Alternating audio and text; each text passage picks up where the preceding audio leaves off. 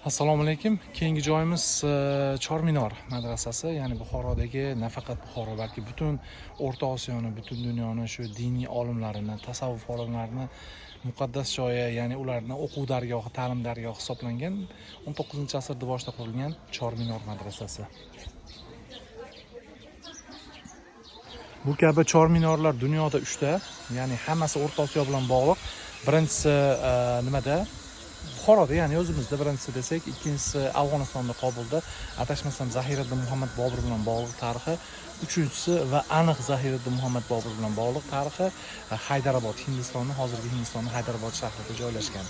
Chorminor madrasasi o'zini juda bir boshqacha arxitekturasi bilan mashhur hisoblanadi. Bu arxitektura, ya'ni shu kirish fasad qismida, ya'ni eng oldingi kirish qismida, darvoza qismida 4 ta minoradan iborat. Ya'ni bu juda ham noodatiy hisoblanadi, 4 ta minoradan. Ya'ni bu 4 ta minora turli xil talqin qilinadi. Ya'ni sunniylik yo'nalishini 4 ta mazhabi, ya'ni Shofiy, Maliki, Hanbali va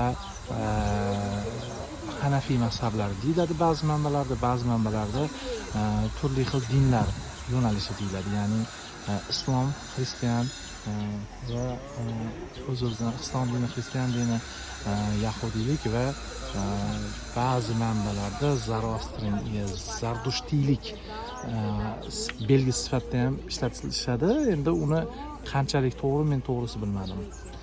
Lekin nima bo'lganda ham juda chiroyli madrasa. Afsuski madrasani asosiy qismi buzilib, bizgacha shu faqat oldi kirish qismi yetib kelgan. U kirish qismida ham shu biz ko'rib turgan shu oldidagi nimasi, minorasi qulab tushganda u qayta qurilgan.